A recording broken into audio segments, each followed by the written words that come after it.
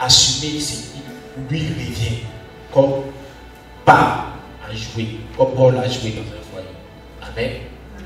Donc, à une autre saison, on pourra parler du miel de la responsabilité pour ce qui concerne la femme. Amen. Mais nous avons voulu mettre l'accent sur le miel de la responsabilité pour ce qui concerne les hommes, parce que c'est l'homme qui épouse. J'ai été fort surpris quand le responsable de la communication, pendant la semaine, a fait parvenir la chanson de, comment il s'appelle, Suspect à télé 15. Il lui disait, cette chanson résume la prédication du prophète. Amen. Bon, c'est une chose qu'on apprend uniquement que quand on a perdu quelqu'un qui nous est cher. Pourvoyeur émotionnel. Il parlait de la responsabilité en termes de pourvoyeur émotionnel. Il y a un dernier point par le principe de acquisition de connaissances, chaque fois par l'information, bien par la nature, mais je ne savais pas que la Bible était l'accent dessus.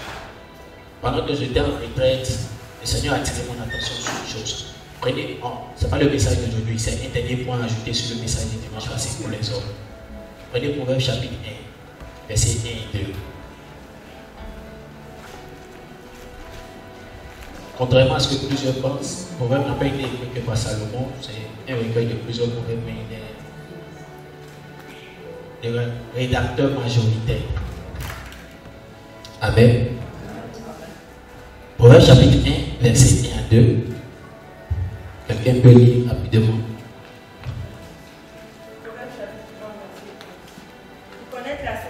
Proverbe de Salomon, fils de David, roi d'Israël. Pour connaître la sagesse et l'instruction. Pour connaître la sagesse et l'instruction. Pour connaître les paroles de l'intelligence. Pour connaître les paroles de l'intelligence. Pour recevoir des leçons de bon sens. De justice. D'équité, de droiture. D'équité, de droiture. Amen. Voici le ça, c'est le rôle du livre de Proverbes. Ça peut aller nous apprendre comment vivre, nous apprendre les bonnes choses. Les hommes sont importants, mais les dernières paroles d'un homme sont les meilleures. Sont souvent les paroles les plus importantes. N'est-ce pas ce qui nous est dit en Afrique? Je veux maintenant qu'un homme, un frère, prenne sa Bible et qu'il lise le dernier verset du livre de Proverbes. Je vais demander au responsable des groupes de famille. Il va lire à côté, le frère Séguiba va lire aussi, après le même verset. Le dernier verset du livre de Proverbes. Je vous dis que les dernières paroles d'un homme sont importantes. On nous a dit quel est le rôle du livre de Proverbes. À son chapitre 1 aux 3 premiers versets. Maintenant, écoutez le dernier verset. Est-ce que les hommes peuvent se tenir debout pour écouter ce dernier verset? Tous les hommes, si tu n'es pas femme, tiens-toi debout. Écoutez le dernier verset du livre de Proverbes. Christian. Vas-y. Amen. Je lis la parole du Seigneur avec respect et considération. Récompensez-la du fruit de son travail et qu'on porte de ses œuvres. Et qu'on porte ses œuvres la loupe. Amen. Amen. Que Dieu bénisse tes œuvres. Et qu'il bénisse d'abord sa parole. La dernière parole d'un homme est l'une des paroles les plus importantes. Le proverbe, comme on l'a lu, nous donne comment vivre pour mieux vivre. Amen. Comment vivre pour mieux vivre. Comment vivre pour être épanoui. Comment vivre pour acquérir. Comment vivre pour avoir des choses. Le livre de Proverbes met l'accent sur la sagesse. Mais les dernières paroles du livre de Proverbes, la dernière parole du livre de Proverbes dit ceci. Lis ici. Donnez-lui du fruit de son travail.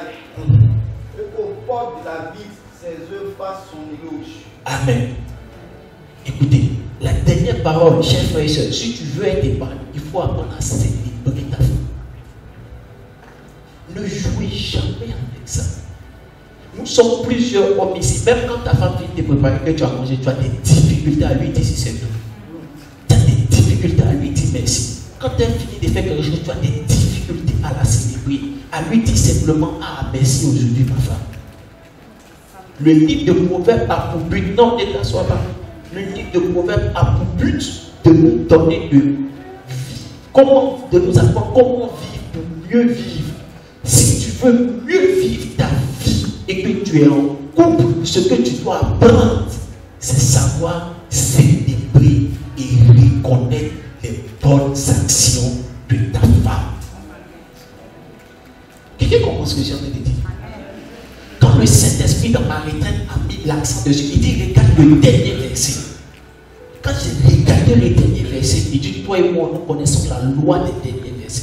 La dernière parole du Seigneur Jésus-Christ Nazareth est ce qu'on appelle mission Dei quand on étudie en théologie, c'est-à-dire la mission que Jésus a laissée. Aller faire de toutes les nations des disciples. Ça c'est la dernière parole du Seigneur Jésus. Et tout l'évangile, mais tout le rôle de l'Église est concentré sur cette dernière parole.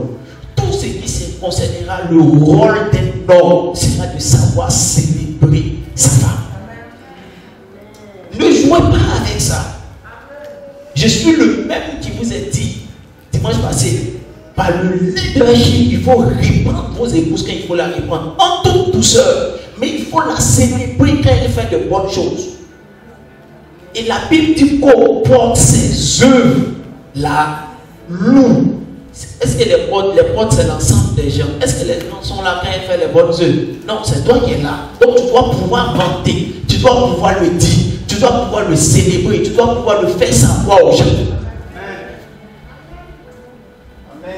J'ai dit quelque chose à un homme. J'ai dit quelque chose à un homme. On est en train de parler du miel de la responsabilité. Si nous avons, vous savez, en tant que leader, vous devez comprendre une chose. Il y a ce qu'on appelle la célébration comme étant une loi de performance en management. L'une des lois de performance en management, c'est de célébrer.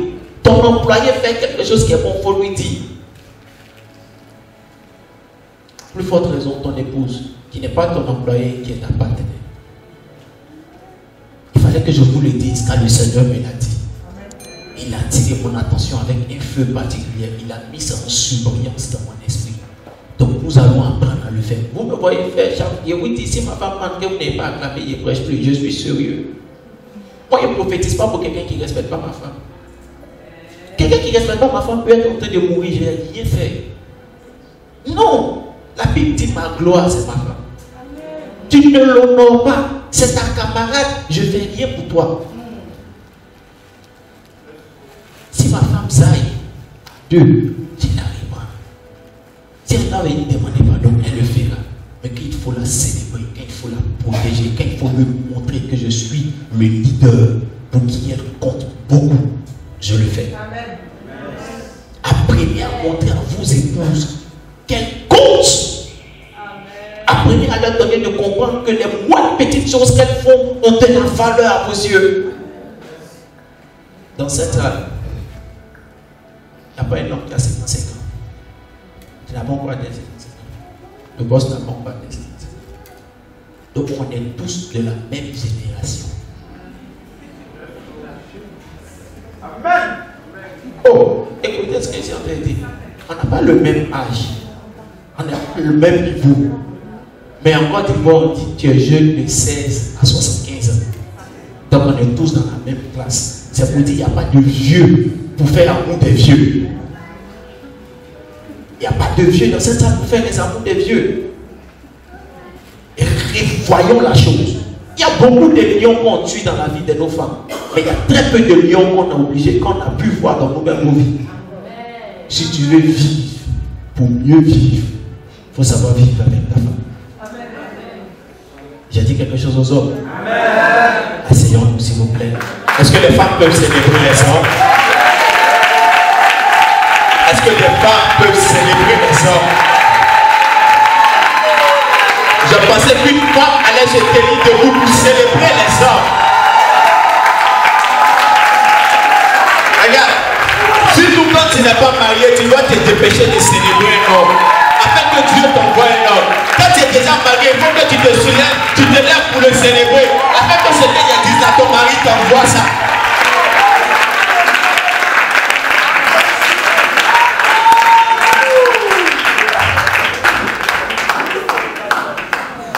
Vous savez ce qu'on a fait, les femmes? On a sémé la célébration. C'est une action prophétique. En acclamant, tu es en train de s'aimer la célébration. Si ton mari ne savait pas célébrer, tu ne vas pas comprendre, il va commencer à célébrer. Même s'il n'est pas là ce matin, il va commencer à te célébrer. Parce que tu auras semer la célébration. Parce que tu auras semé la célébration. On va apprendre à le faire. C'est le dernier verset du livre de Proverbes. Il ne faut pas que je m'écarte. Mais j'ai besoin de te dire que les couples les plus épanouis sont les couples où le leadership de l'homme s'est donné de la faveur à sa femme.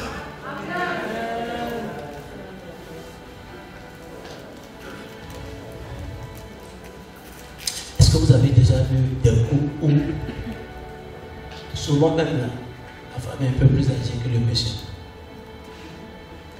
Tu ne vas même pas sentir.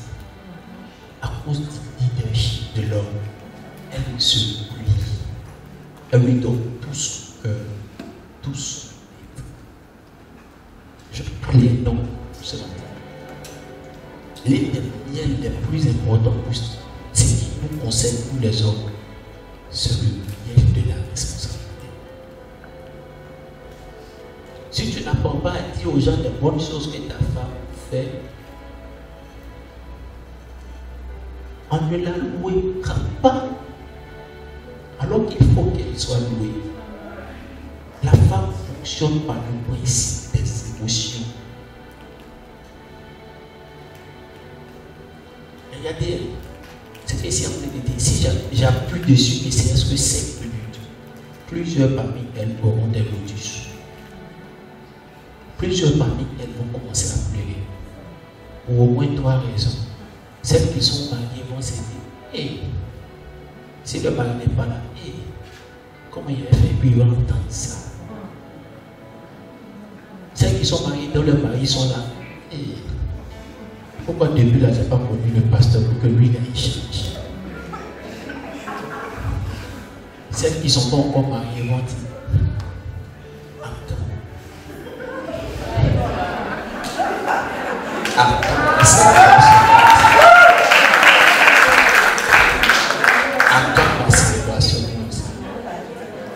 frère, arrêtons de faire vivre l'enfer à nos femmes dans les foyers. Est-ce que je dis à quelqu'un? J'ai dit quelque chose à quelqu'un? Arrêtons de faire vivre l'enfer à nos femmes dans les foyers. Arrêtons ça. Quand on talk, tout ça va. Arrêtons de faire vivre l'enfer à nos femmes dans les foyers.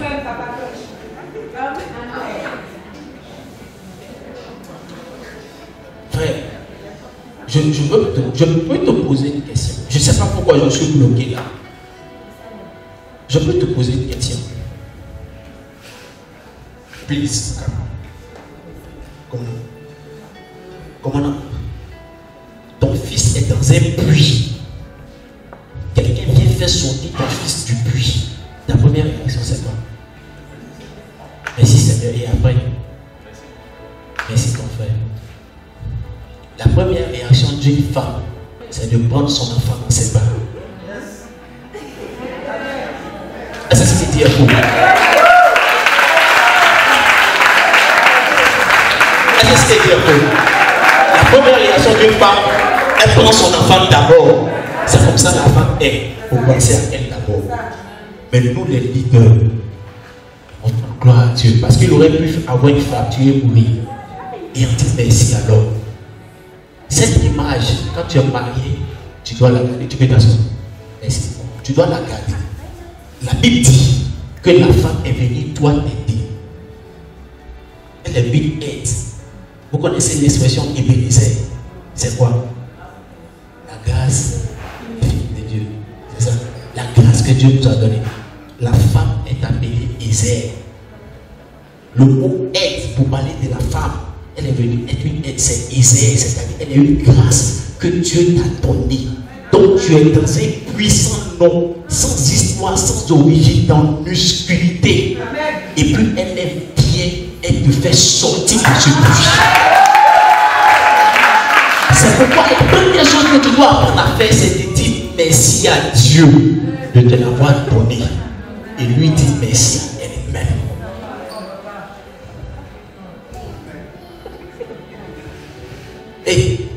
Souvent, c'est par orgueil qu'on pense qu'on pouvait être accompli sans nos femmes. C'est faux. Le dernier programme qu'on a fait, pasteur Hugo Patin, qui se rappelle au fois, à votre nous appelle. Le dernier jour, quand on est arrivé à la porte, le gars m'a regardé. Son pasteur adjoint qui était à côté m'a regardé. Ah!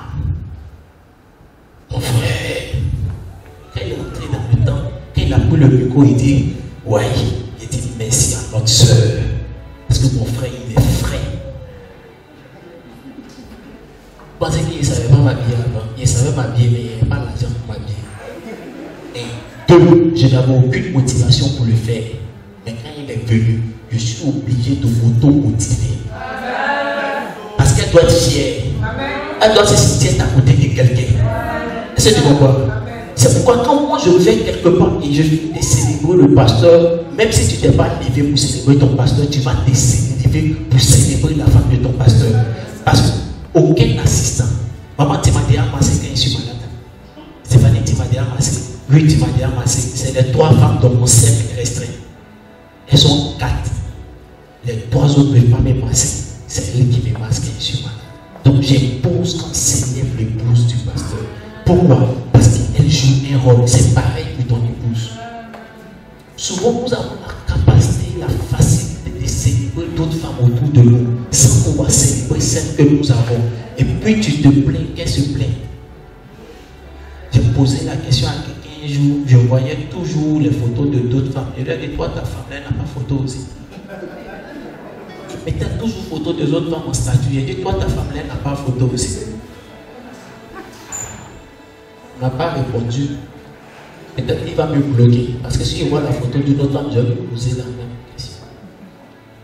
L'une des lois importantes pour être en paix dans ton foyer, célèbre ton miel. Ton premier miel, c'est elle. Quand moi je me lève chaque matin et puis je dois venir à l'église, c'est pour moi je vais me présenter et puis quelqu'un va dire à la vieille mère, à la mère. Le Père, frère Dieu, c'est ça, c'est moi qui est dans ma tête. Comment on fait? On va lui donner la gloire. Comment on va lui donner la gloire pour qu'elle sente qu'elle est là? Arrêtons le niveau d'orgueil qui nous donne de croire que de nous-mêmes, on pouvait arriver quelque part. Si tu pouvais arriver quelque part de toi-même, Dieu n'allait pas te faire aider. Apprécions la présence de femmes. C'est des conditions pour lesquelles tu dois choisir le type de femme que tu dois avoir. C'est justement ça qui doit faire que tu dois choisir le type de femme à avoir. Il y a des femmes qui sont insensibles aux reconnaissances. On est obligé de sauter certaines choses. Qu'on verra peut-être à la session, à la seconde session. Mais aujourd'hui, il faut qu'on commence à introduire le temps de prière. Donc, je vais vous parler de les 3 sources qui retiennent ton bien. J'ai plus ou moins dit ce que peut représenter le bien. Amen. On en a parlé, je suis volé, j'ai cité ce que peut représenter le bien. La sagesse, la douceur. Quoi encore? Pour les hommes, la responsabilité, la douceur des paroles, la douceur des lettres, la sexualité de la femme, le charme de la femme, le bonheur lui-même. Parce qu'il y a des gens qui sont déjà mariés. Si tu conçois le miel, c'est uniquement que comme étant ta beauté. Mais il y a des gens qui sont mariés, qui sont jolis, mais dedans, c'est pas ça. Demander à des femmes, souvent c'est compliqué. C'est vraiment compliqué. Elle est dans le foyer, mais c'est compliqué. C'est pourquoi il faut célébrer certaines femmes. Il faut les célébrer. C'est vraiment compliqué. Il y a des femmes dans notre travail, on a appris à le voir, qui souvent même se demandent si elles sont femmes. Comme je l'ai dit dimanche passé, habillées, ils ne la regardent pas. Mi-habillée, ils ne la regardent pas. Déshabillée, ils ne la regardent pas. Peu importe les posters qu'elle met, regarde pas. Vous savez, c'est pas les posters, non? Les posters, c'est des sous-vêtements qui signalent et qui annoncent les esprits. C'est ça qu'on appelle un poster. C'est pourquoi il dit souvent, il faut renouveler vos posters, il faut tout changer brusquement. C'est à quoi il est habitué là, ça fait un, comment on appelle, c'est un stéréotype. En fait, il sait que ça là, voilà, ça où on enlève, voilà comment on fait. Souvent, il faut un jour, tu as tout changé. Les 10 jours libres que tu as dans ton mois là, chaque jour, il y a un nouveau poster qui sort. Maintenant, il faut bien te montrer comment tu vas porter ce nouveau poster. Avant de porter ça, il ne faut pas porter ça matin. Ou bien si tu portes ça matin, il faut porter au moins il est en train de s'apprêter pour aller au travail.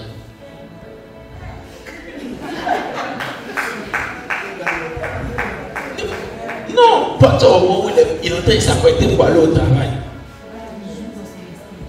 Quand tu es sage, c'est comme ça que tu fais. Sinon, tu fais exprès, tu as bien placé ça sur le lit et puis tu es en train de faire autre chose. Pendant qu'il est en train de s'apprêter pour aller au travail. Quand il regarde c'est nouveau, si c'est ça, il va te demander si c'est nouveau. Si l'orgueil ne va pas demander, mais il faut laisser, il ne faut pas, il va te demander. Mais pendant qu'il sera en train de réfléchir en bout de journée, il va t'imaginer quand il porte ça là, c'est bon.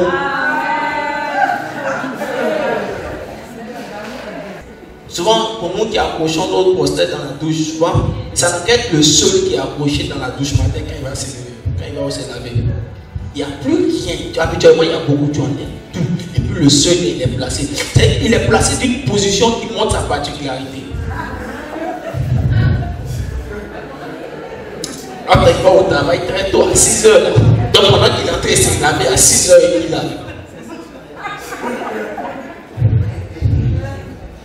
Je peux élever le débit.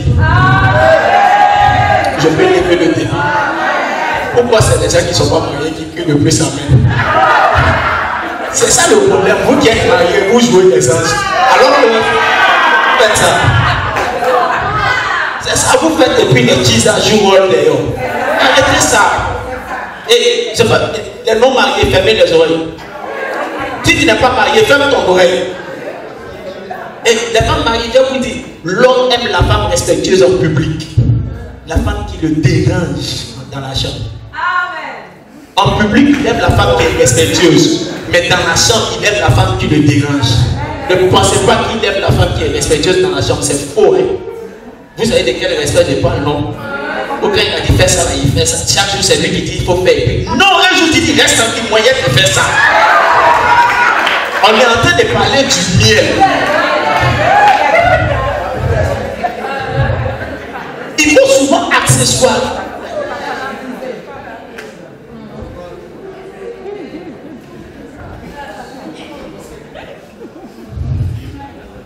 Vous savez, souvent, de quoi je parle? Je parle du miel. Souvent, nos maisons sont... Les murs là, c'est pas toi qui as construit, donc c'est pas blindé. C'est que tu dis ici, là, on entend ça de l'autre côté, dans la chambre voisine. C'est pourquoi il faut veiller à ce que la chambre qui suit là ne doit pas être la chambre de quelqu'un qui a plus de 18 ans. Ou bien même à partir de 14 ans, même, ou bien 15 ans. Qu'il ne soit pas dans la chambre qui est collée à ta chambre, madame. Non, non, il ne faut pas répéter ça. Il connaît déjà les sons. À son âge, il connaît les voix, les sons.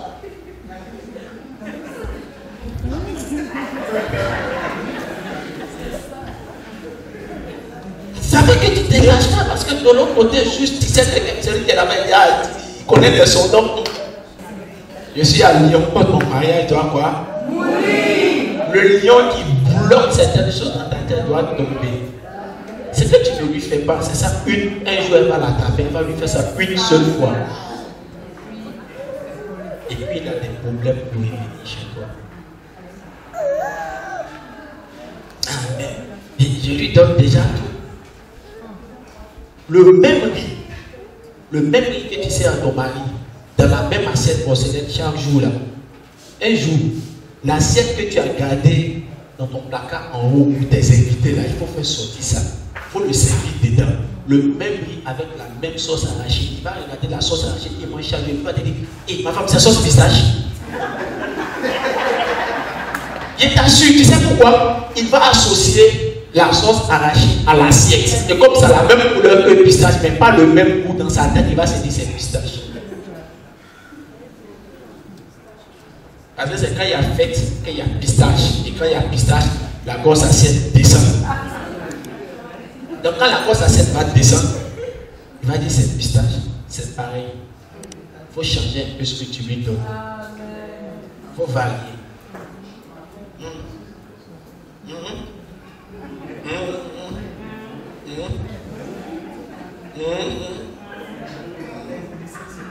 Okay. De manière générale, la Bible nous dit que tout le monde a droit au miel. Amen. De manière générale, la Bible déclare que tout le monde a droit au miel.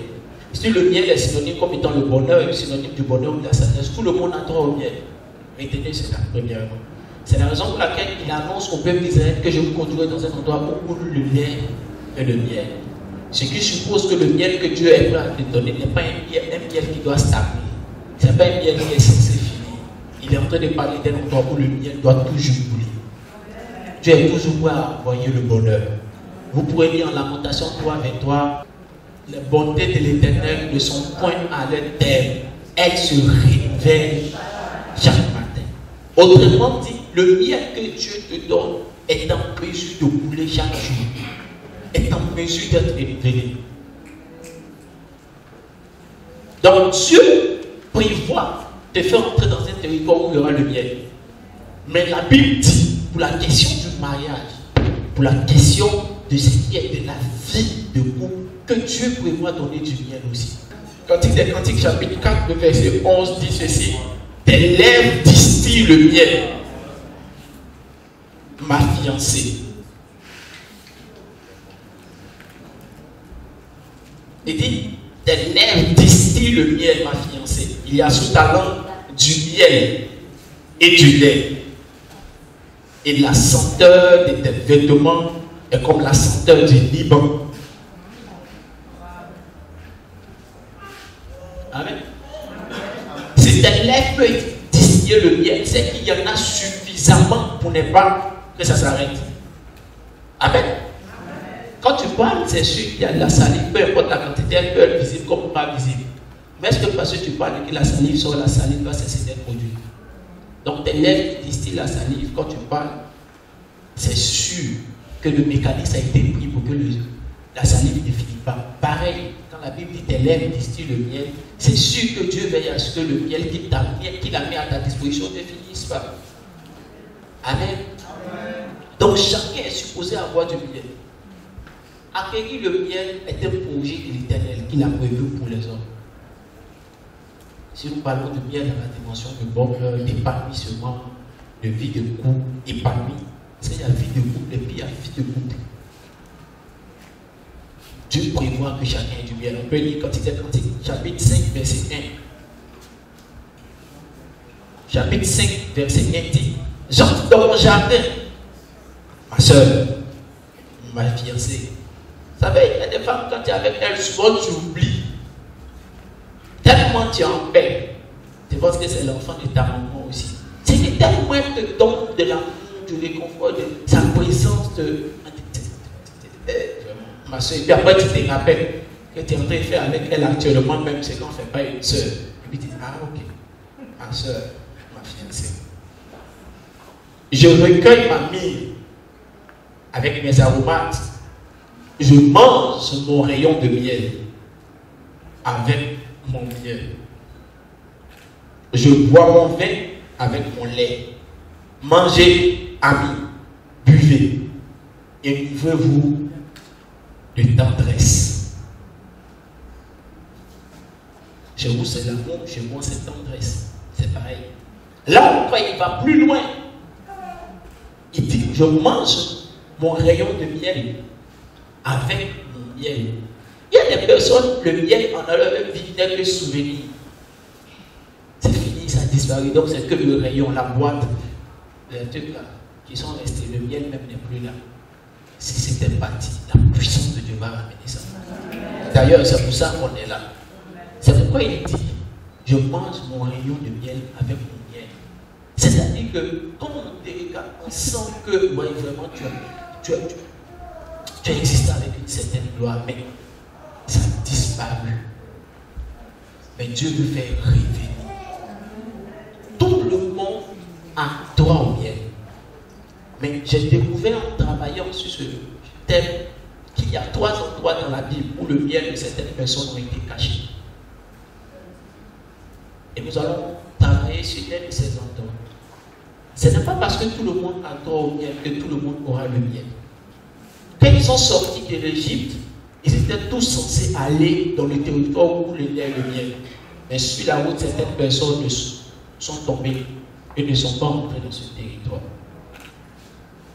Tu peux y avoir droit, mais tu peux le perdre. Il y a un endroit dans la Bible, mais dans la vie, il y a un endroit dans la vie où le miel de beaucoup de personnes est souvent dans les cimetières.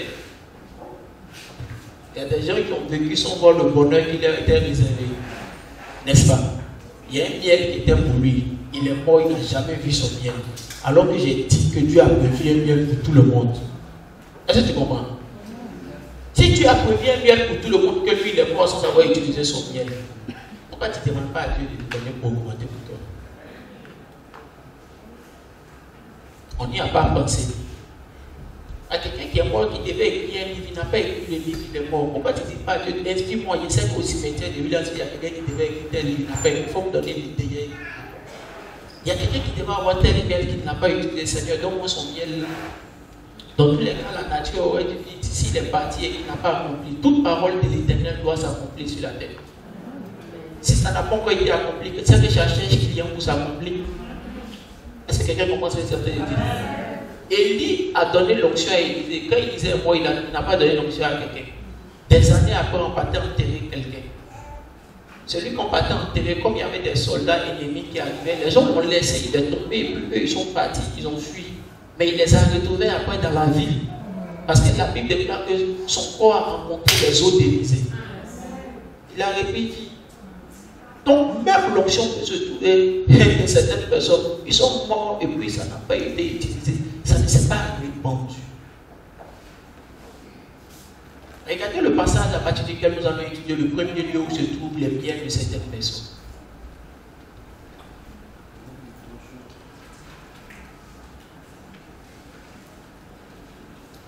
Premier lieu où se trouve le bien de certaines personnes. 3 lieux. Premier lieu, les hôtels. Deuxième lieu, la femme étrangère. Troisième lieu, la forêt ou les cimetières. Aujourd'hui, on parlera de la forêt. Nous essayerons d'aller vite pour pouvoir prier.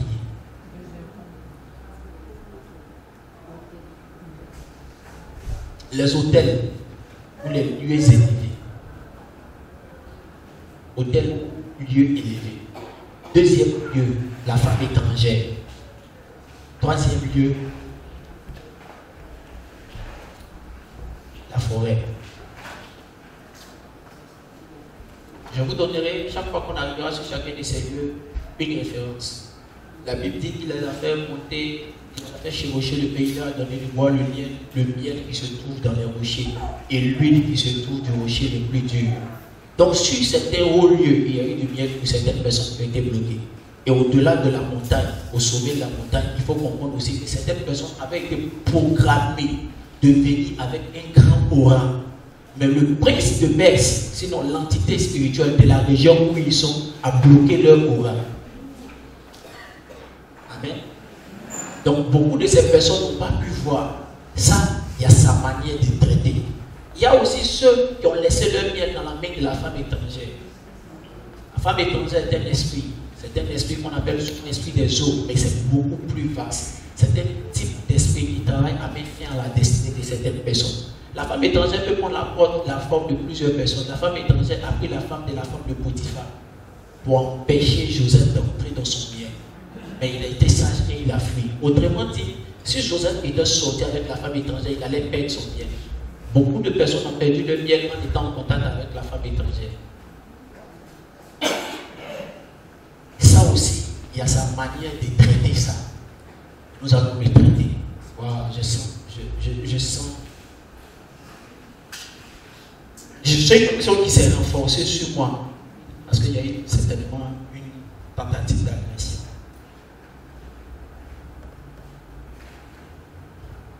Et le troisième niveau, ce dont on parlera maintenant, c'est dans la forêt ou dans les cimetières.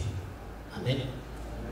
Prenons nos Bibles, s'il vous plaît, dans les livres de 1 Samuel chapitre 14 et on lira du verset 25 au verset 26. Le miel qu'on a refusé de te donner ou qu'on t'a arraché a été stocké quelque part et ça n'a même pas été utilisé, ça coule là-bas.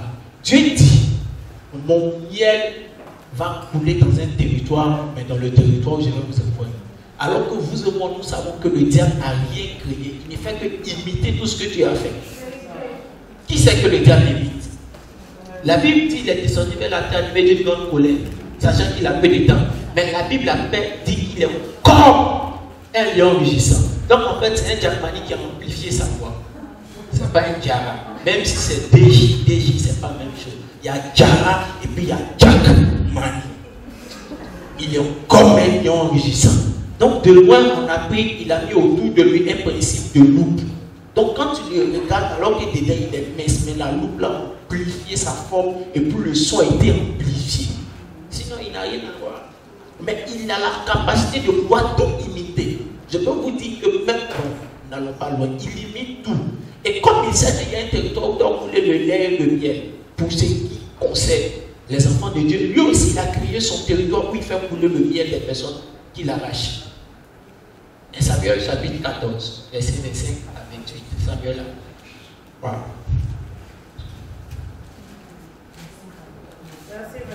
On peut se tenir debout s'il vous plaît, Yohani. Je prie ce matin que Dieu ouvre ton esprit et ton cœur afin de comprendre ce que Dieu veut, le Saint-Esprit veut t'enseigner ce matin. Si Dieu te donne la révélation, tu sauras comment prier et tu vas voir les choses changer. Tu pourras entrer avec des vases pour de miel pour toi-même et aussi pour ta famille. 1 Samuel chapitre 14, verset 25 à 28. Verset 25. Écoutez bien. Tout le peuple était arrivé dans une forêt. Tout le peuple était arrivé dans une forêt. Et il y avait du miel à la surface du sol. Il y avait du miel, où ça?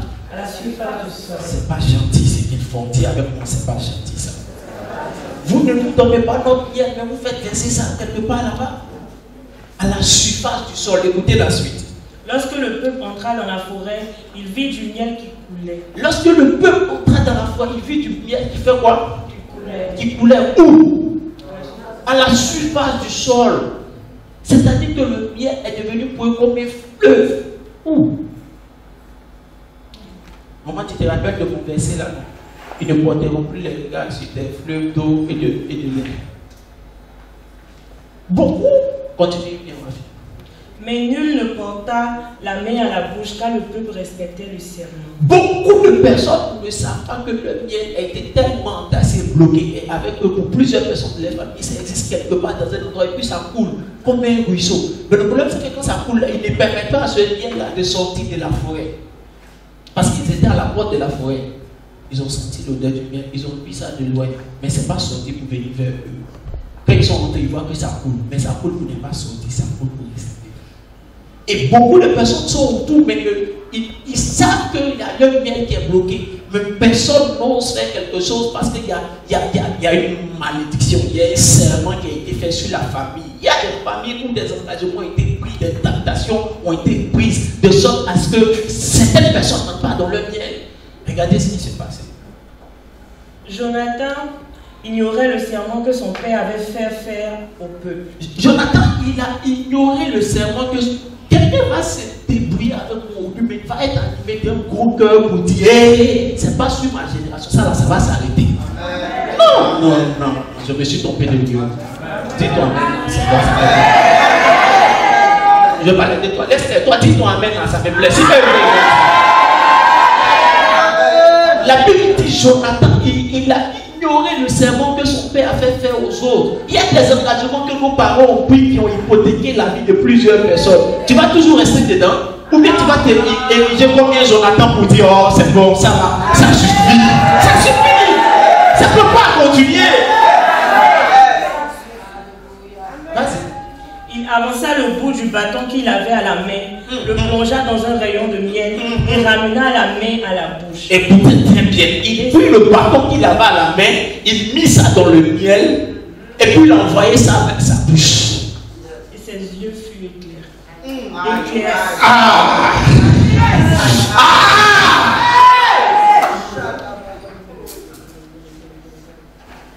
Distingué enfant de Dieu, Dieu va ouvrir ton esprit.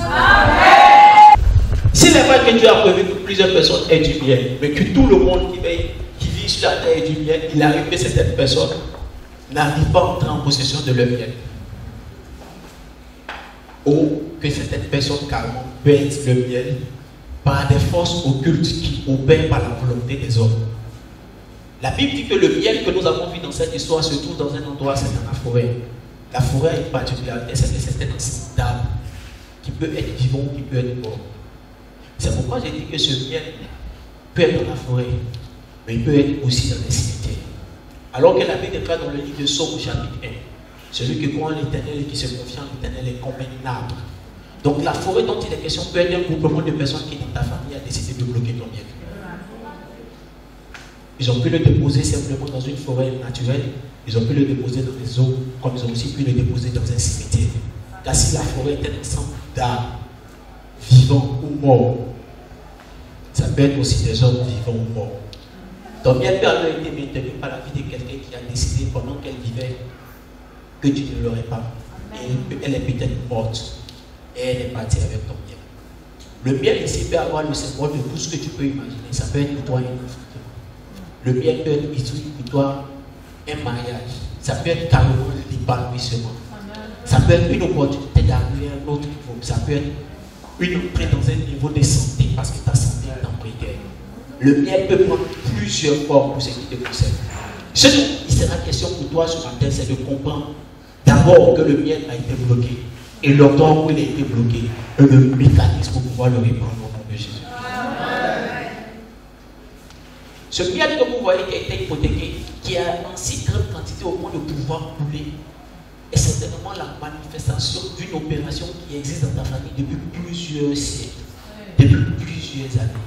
Il y a des hommes animés d'une méchanceté étrange qui ont carrément décidé de se faire mettre de ce qui te concerne. De la même manière qu'il y a des cimetières pour la vie de certains hommes, il y a aussi des cimetières pour les miels, il y a aussi des cimetières pour les étoiles de certaines personnes. Il y a aussi des cimetières certainement pour l'avenir, mais pour les destinées de certaines personnes. La Bible déclare que dans l'histoire du peuple d'Israël, un jour, il y a eu un prophète que Dieu a déployé et déplacé jusqu'à une vallée aux ossements. Pendant que tout le monde pleurait, leur espérance qui était perdue, leur miel qui était perdu, leur destinée qui était arrêtée, la Bible déclare que l'Éternel a donné à ce prophète de s'arrêter devant une vallée remplie d'ossements et lui dit: est-ce que tu crois qu'ils peuvent revivre? Et Dieu a donné un protocole d'opération afin que ces personnes puissent reprendre vie. Et Dieu te donnera un protocole d'opération. Dieu te donnera un protocole d'opération. Et tout miel de ton histoire qui avait été arraché, tu en entreras en possession au nom de Jésus-Christ. Il ne sera plus question que le miel qui concerne ta vie vienne de la bouche de quelqu'un d'autre. Dieu t'envoie à la source. Et il y a des personnes dont le bonheur ne se limite qu'à ce que quelqu'un leur ait donné quelque chose. Parce qu'eux-mêmes ne sont plus en mesure de pouvoir avoir quelque chose. C'est ce qu'on appelle tu as le rayon de miel. C'est-à-dire qu'on sent qu'à un moment donné, il y a eu de la joie. À un moment donné, il y a eu quelque chose. Mais ce n'est plus là. Ça ne sera plus ton partage au nom de Jésus. Amen. Il y a quelque chose que je voudrais que vous puissiez garder à l'esprit, enfant de Dieu. L'action de Jonathan face à ce miel. Ils étaient plusieurs. Tous avaient peur parce qu'ils avaient conscience qu'il y avait un serment qui avait été fait. Et ils avaient décidé de respecter le serment. Écoutez-moi. Il y a beaucoup de personnes qui sont sous des mandats d'arrêt, des mandats de dépôt, des embargos ou des sièges pour ce qui est question de certaines choses concernant leur histoire et leur vie. Le miel coulait, mais quand ils étaient dehors, ils n'ont pas vu le miel couler pour sortir. Alors que toute rivière qui coule doit sortir sur une longue distance. Ils ont mis un embargo, un périmètre dans lequel le miel ne doit pas sortir. Il est tenu secret comme une forêt sacrée. Ce que je veux donner à quelqu'un de comprendre, c'est qu'il y a des choses qui peuvent avoir bloqué ton bien. Mais c'est toujours, bien souvent dans ce contexte, par la volonté des hommes. Qu'est-ce qu'il faut pouvoir faire? La première chose, c'est d'avoir conscience de l'interdit. Constater l'interdit. Constater l'interdit. J'ai pu constater que chez moi, on ne se marie pas. J'ai pu observer que chez moi, quand tu te maries, voilà ce qui t'arrive. J'ai pu observer que ceci et cela existe dans ma famille. Il faut constater l'interdit. Quand on aura fini de constater l'interdit, il faut être animé d'un bâton. Ils avaient tous conscience de l'interdit. C'était un fait, c'était une réalité les concernant. Mais un seul avait le bâton en main. Et la Bible dit, à cause de ce bâton, certainement, il n'a point considéré l'interdit que son père avait établi. On est en train de parler de Jonathan, le prince, le fils du roi Saül. Il y a peut-être eu un homme fort qui s'est érigé dans ta famille et qui a décidé de bloquer tout ce qui concerne votre histoire, que ce soit destinée, mariage ou quoi que ce soit. Mais il faut être animé de l'esprit de Jonathan et avoir un bâton. Le bâton, c'est la directive que Dieu te donne. Alors que nous sommes en train de fonctionner sous une directive actuellement, parce que tu es au programme, mon miel sera relâché, alors tu as déjà le bâton de la directive. Le bâton, c'est la direction. C'est la directive que Dieu te donne. Et quand tu es au, que ton miel soit relâché, à Lyon pour ton mariage, pour que ton miel soit relâché, tu as déjà la directive. Amen. Le bâton, c'est aussi l'audace. Il y a certaines personnes qui laissent la vie les malmener. Il y a certaines personnes qui ont décidé de subir la vie. Il y a certaines personnes qui croient que plus rien ne peut changer dans leur histoire. Et alors elles ont décidé de vivre ça tel que ça est. Elles se sont apitoyées. La Bible dit, si tu fléchis au jour de ta détresse, ta force ne sera que détresse. Si tu fléchis au jour de la détresse, ta force ne sera que détresse. Si tu penses que plus rien ne peut être fait, alors rien ne sera fait. Si tu crois que ta situation ne peut plus changer, alors elle sera comme ça. Il te faut de l'audace pour croire à nouveau. Il y a des personnes dans la bouche desquelles on a entendu une chose, afin de marier, il faut laisser. C'est pas bien. Dans tous les cas, c'est pas tout le monde qui doit se marier. Dans tous les cas, c'est ceci, dans tous les cas, c'est cela. Écoute-moi très bien. Peut-être pour les autres, mais pas pour moi. À un moment donné, on peut te regarder et puis on peut te dire, et le roi a parlé. Il y aura toujours des personnes qui vont venir te faire croire que ça ne doit pas changer. Il y aura toujours des personnes qui vont venir te faire croire que si tu essaies de faire changer la chose, les choses vont se gâter. Laisse-moi te dire une chose, tu es venu en détail.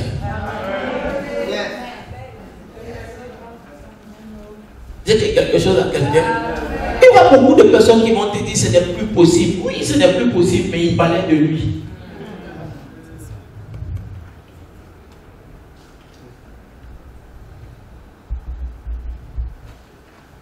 Après 2 fiançailles, ils n'ont pas marché. Il y a certains de mes amis qui m'ont dit, on va t'envoyer à la mairie. Ils vont fixer une date. Ils disent, quand la date va venir, on va t'envoyer à la mairie. On va dire, mais il va signer. Et puis après, si on gagne une femme, on va venir ici. Et puis ils ont nommé la femme qu'ils prévoyaient que j'ai. Elle s'appelle Gabriela. La fille de l'ange Gabriel. Tellement j'avais des principes. Amen. Pour plusieurs personnes, peut-être que c'était fini. Mais Dieu déjoue la vision de quelqu'un. Et puis elle vient en Côte d'Ivoire pour faire une escale de quelques mois. Et puis ça devient année. Et puis quand elle se rend compte, elle me voit prêcher un jour quelque part. Et puis elle dit, est-ce que tu peux m'aider dans ma foi chrétienne? Elle dit, je vais prier. Et quand j'ai fini de prier pour l'aider dans sa foi chrétienne, je lui donne rendez-vous. C'était dans la chambre de Pasteur 8. Quand Pasteur 8 l'a vu, elle était la première à me dire, le Père. Elle dit, c'est juste une de vos soeurs, elle demande si je peux l'aider dans la foi chrétienne. Elle dit, je n'ai rien dit, le Père. Je n'ai rien dit. Et puis on l'aide quelques mois. quelques années, son voyage revient à la surface. Et puis moi-même, je travaille pour son voyage. Je la mets en contact avec toutes mes connaissances pour l'aider par rapport à son niveau d'anglais, juste pour le TOEFL. Elle est déjà bonne en anglais.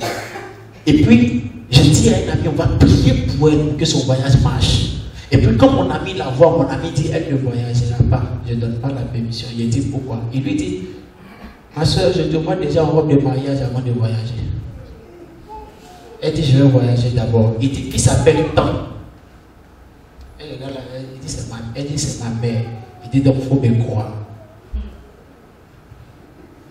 Là où on a cru que c'était bouclier, Dieu déplace et vole.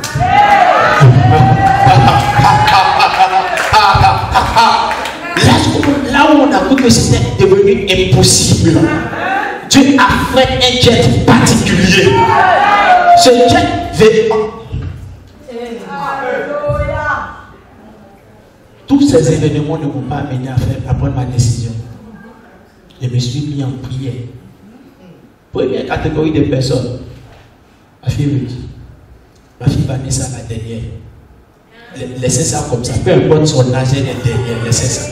Ne vous mettez pas dans le problème. Peu importe son âge, elle est dernière. Et puis pasteur Kader. On était ensemble. Et puis je les ai fait asseoir. Il dit, bon, ok, voilà le sujet. Cette fois-ci, là, j'ai tout réfléchi pour moi-même. Allez réfléchir et prier. Revenez me dire ce que Dieu m'a dit. Ils étaient choqués que pour cette fois-ci le Père les associe. Kader a dit, d'accord. Ah, le Père, d'accord. Oui, on va prier. Vanessa a dit, si elle t'a chargé, on va la bonne dans tous les cas. Écoutez-moi très bien. Après l'audace de recommencer à croire, après l'audace de recommencer à espérer, après l'audace de croire à nouveau, il faut la directive, le bâton de l'autorité pour faire bouger les choses. Le premier bâton, c'est le bâton de la directive. Nous sommes dans la saison de la directive parce que l'Éternel a enclenché le mouvement particulier de lion contre mon mariage doit mourir et que mon miel soit relâché. Tu es dans la sphère de la directive. Maintenant, il te faut l'audace pour croire à nouveau. Quand tu auras eu l'audace pour croire à nouveau, il te faut l'autorité. L'autorité, c'est prier pour voir les choses changer. L'autorité, c'est manifester ton autorité si c'est ce qui faisait que ça n'avançait pas avant. C'est prier jusqu'à ce que les choses changent. Prier jusqu'à ce que les choses changent sans s'arrêter. C'est pourquoi je les ai associés. Si un fait tomber 1000, deux feront tomber 10 000. Ils ont prié, ils ont prié, ils ont prié, ils ont prié. Quand ils ont dit, ok, on pense que Dieu est dedans. J'ai pris mes responsabilités, le 4e bâton. Le bâton de la responsabilité. Je ne suis pas allé devant lui dire, Dieu m'a dit. J'ai déployé tout le système qu'un bon bébé devrait pouvoir connaître. Les débrais qui te bronzent. J'ai étalé mes cartes. J'ai joué mon fatou. J'ai pris mes responsabilités. Je l'ai courtisé. Je lui ai donné de sentir qu'elle est une femme et qu'elle est désirée. Est-ce que je peux parler à quelqu'un? Je peux parler à un jeune homme. Je lui ai donné de savoir que c'est elle que j'aime. Ce n'est pas Dieu qui est venu me dire de la marier. Dieu a donné son ok et sa caution, mais c'est mon cœur. Et j'ai travaillé à ça. Et l'une des erreurs que je vivais, et puis ça échouait, c'est que je n'avais pas suffisamment de responsabilité. Quand il était question de me présenter devant mes belles familles à l'époque, alors cette fois-ci, j'ai pris conseil pour savoir comment me présenter devant ma belle famille. J'ai changé d'attitude. La responsabilité. Tout homme qui voudrait pouvoir s'approcher de votre femme doit connaître ses forces et ses faiblesses. Maximiser sur ses forces, travailler sur ses faiblesses. Tu viens breaker une de mes filles. Avec Dieu m'a dit. Je te dis, attends, Dieu n'a qu'à me parler aussi. Parce qu'elle n'est pas suffisamment jolie pour que ce soit Dieu qui ouvre tes yeux. Attends, Dieu va me parler aussi. Tu vas attendre 12 ans avant que Dieu me parle. Quelles sont ces histoires? Quelle histoire? Et aujourd'hui, on a des personnes qui ne peuvent même pas courtiser des femmes, qui les effraient. La femme est un être sensible, un être sentimental et émotionnel, qui a besoin d'être comprise et prise comme ça. Mais aussi, ce n'est pas une raison pour aussi exagérer, mesdames. Responsabilité de savoir qu'il y aura des opportunités qui vont venir. Quand tu es homme, que tu dois te battre pour les saisir. Parce que celle que tu veux, à tes yeux, a de la valeur. Aussi longtemps que tu vois la femme que tu veux marier comme quelqu'un qui a besoin d'être marié, donc qui a besoin de toi, tu es en train de la diminuer en estime. Et Dieu ne te la donnera pas comme une bénédiction. Je répète. Il y a des personnes qui viennent vers les femmes en disant, c'est elle qui cherche à se marier. C'est avec cette logique que tu vas faire elle, donc tu te dis que tu lui rends un service en lui permettant de se marier. Alors qu'à la vérité, viens-toi t'aider. Donc c'est à toi que Dieu rend un service en te permettant de l'avoir. Amen. Amen. Ta patronne te regarde depuis elle dit Amen. Il faut répondre. Amen.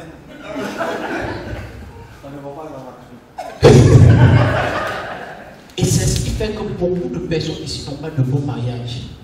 Parce qu'ils se sont dit, oh, je vais t'être dans la boue de ta famille là. C'est pourquoi tu ne sais pas l'apprécier comme il faut et tu n'es pas entré dans toute la valeur qu'elle est. Il y a des gens qui ont des couteaux suisses dans leurs mains, mais ils utilisent ça juste comme des capsuleurs. Il y a des gens qui ont des couteaux suisses. La femme que tu as, elle est multifonctionnalité. Elle a tellement de profondeur, mais tu ne l'utilises que pour te faire l'amour, pour préparer et puis pour laver tes enfants.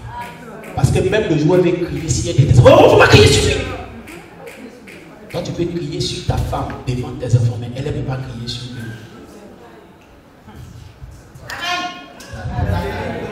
J'étais en train de partir comme personne ne disait Amen. C'est le Amen de la personne qui m'a dit.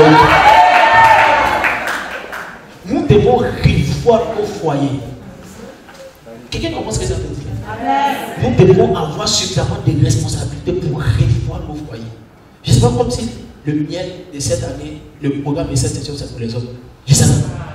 Mais nous devons revoir notre manière de vivre notre vie. La responsabilité de dire je dois changer la manière de faire. Je dois reprendre la manière de faire. 4 choses pour récupérer le miel de la forêt. C'est les 4 choses qui décident. Le bâton de la directive, le bâton de l'audace, le bâton de l'autorité. Dans le bâton de l'autorité, il faut prier jusqu'à ce que tu vois la chose changer. Quand tu es fatigué, fais-toi aider. Quand tu es fatigué, fais quoi? Trouve un partenaire, priez ensemble. Et le quatrième bâton, c'est la responsabilité. Vous voyez que la notion de responsabilité revient encore. Qu'est-ce que cela a produit quand il a pris le bien? Ça a changé sa manière de voir. La Bible dit ses yeux se sont quoi? Éclaircis. Le mot éclairci ici utilisé en hébreu est oni, qui veut dire la lumière a brillé. Et c'est ce qui te renvoie immédiatement à Isaïe 60. Lève-toi, sois éclairé, car ta lumière arrive. Il y a un type de lumière qui sera relâché sur toi qui va faire que les projecteurs vont venir à nouveau sur toi.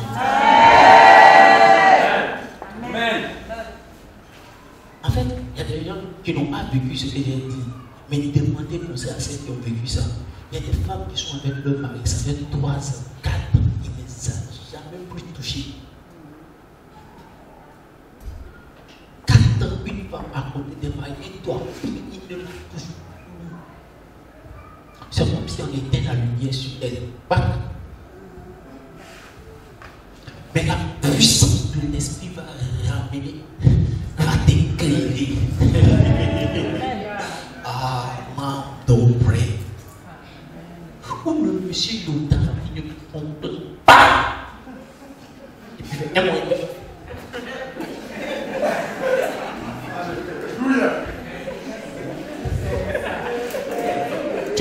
tu as dit, t'es à la maison, t'arrêtes.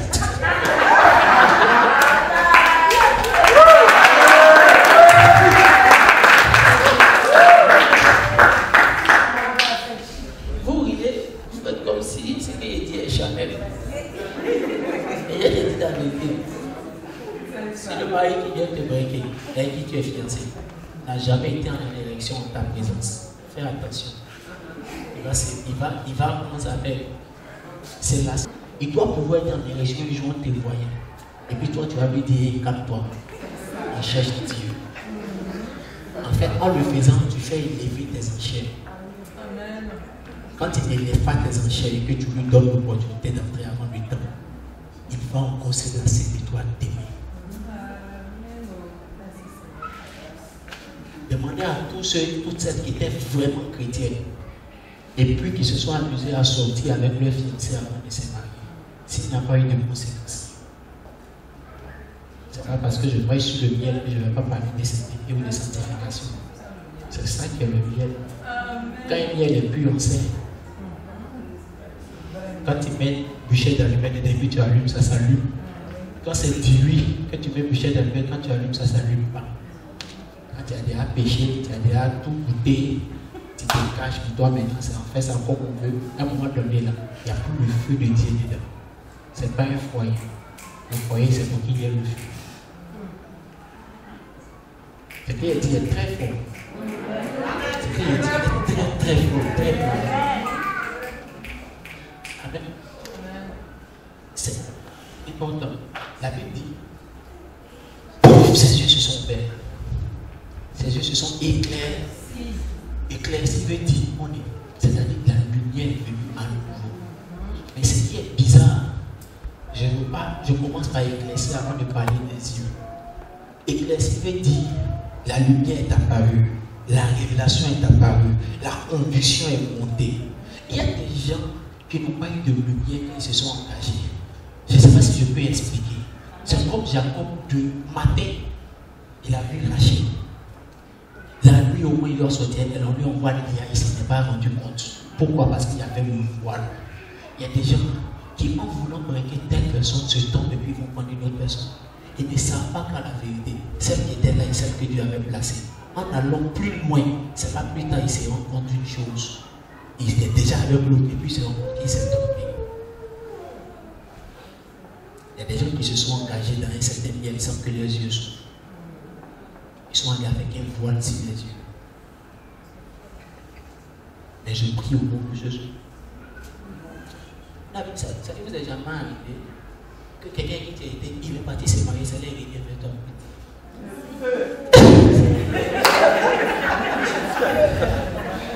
C'est là qu'il vient et puis il dit, vraiment, je sais que j'ai mal fait. Mais pourquoi j'ai fait ça? Parce qu'on a mis un voile à la dernière minute sur toi.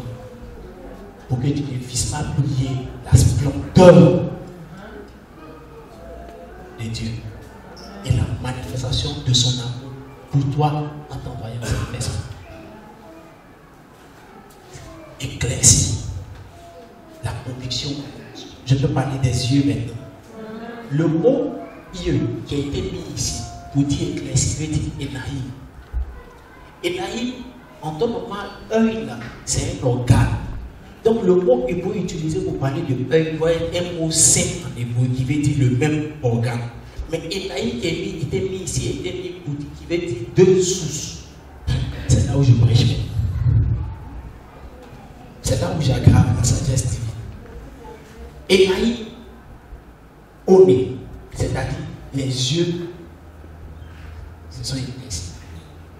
Énaï veut dire deux sources. Autrement dit, ce qui s'est ouvert dans ses yeux, ce n'est pas l'œil ici exclusivement. Oh my God. Il y a beaucoup de personnes qui s'engagent dans des liens du mariage avec le principe de forme. Il est de bonne forme, il est ceci, il est cela. Le deuxième œil ne s'est pas ouvert. Donc il ne voit que ce qui est apparent, il ne voit pas ce qui est loin. Il y a des lumières, quand ils entrent dans ta vie, ils ouvrent les deux yeux. Tu ne fonctionnes pas que par les gens qui me plaisent. Avant de porter un tissu qui coûte 5 000 francs le mètre, ou 15 000 francs le mètre, ou 20 000 francs le mètre, je partais dans Fripéry. Au moment où je la courtisais, je m'habillais dans Fripéry. Elle n'a pas vu avec les yeux de Fripéry. Elle a vu avec les yeux de plus tard. Il va porter un tissu de 30 000 francs le mètre. Écoutez-moi très bien, beaucoup de personnes commettent l'erreur de fonctionner uniquement qu'avec le principe de le miel de la sensualité. On doit me breguer, on doit me courtiser, je dois juste me marier. Ce que je veux donner à quelqu'un de comprendre aujourd'hui, c'est que si le miel a été caché, ce n'est pas pour t'empêcher de te marier physiquement, c'est pour t'amener à faire un faux mariage. Je vous ai dit, le démon qui s'élève n'est pas celui qui t'empêche seulement de te marier. Il peut te donner de faire un faux mariage pour t'hypothéquer, pour te maintenir en prison, pour te maintenir dans un endroit, dans une forêt où tu ne coules pas. Où tu fais quoi? Tu ne coules pas. On dit tu coules, mais tu coules dedans. Quelqu'un qui est dans une prison, il ne marche pas. Il peut marcher 10 km par jour. Il va où? Demandez à celles qui sont dans des foyers qui n'avancent pas. Ce n'est pas la même chose que vous faites. Celles qui ont été, en tout cas, laissez foyer, celles qui ont été dans des relations qui n'ont pas avancé, ce n'est pas la même chose. Ce n'est pas les mêmes efforts que tu fournis. Ce n'est pas la même musculation que tu reçois. Mais à la fin, tu es allé où? Il faut le miel de Énaïm. Le miel de Énaïm, est-ce qu'il te permet d'ouvrir tes yeux? C'est pourquoi Abraham, quand il était question de marier son fils, il a envoyé les ailes de Damas et puis lui a dit: va, que l'ange qui a été avec moi t'accompagne, par le Dieu des cieux, par le Dieu de la terre. Si tes yeux ne s'ouvrent que c'est ici, c'est qui est physique, tu ne verras pas. Je vais dire à quelqu'un, j'ai dit à une de mes filles, mon père spirituel m'a dit, à l'école on m'a dit le mariage était un acte civil. Mon père biologique m'a dit le mariage c'est le mariage de deux familles. Mon père spirituel m'a dit le mariage c'est le mariage de deux hôtels.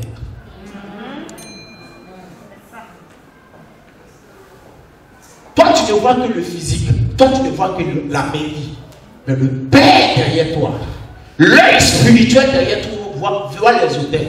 J'ai dit à une de mes filles, dont je t'ai le nom. J'ai dit, je peux te poser une question. Ce monsieur, sa mère est morte de quoi? Elle dit cancer. Il dit, toi ta mère est morte de quoi? Cancer. Ton père est mort de quoi? Cancer. Il dit, tu m'as dit que ton père est mort de cancer. Il dit non. Tu m'as dit que ta mère est morte de cancer. Il dit, mais je connaissais pour lui. Ce que beaucoup ne savent pas, c'est qu'un hôtel peut t'attirer.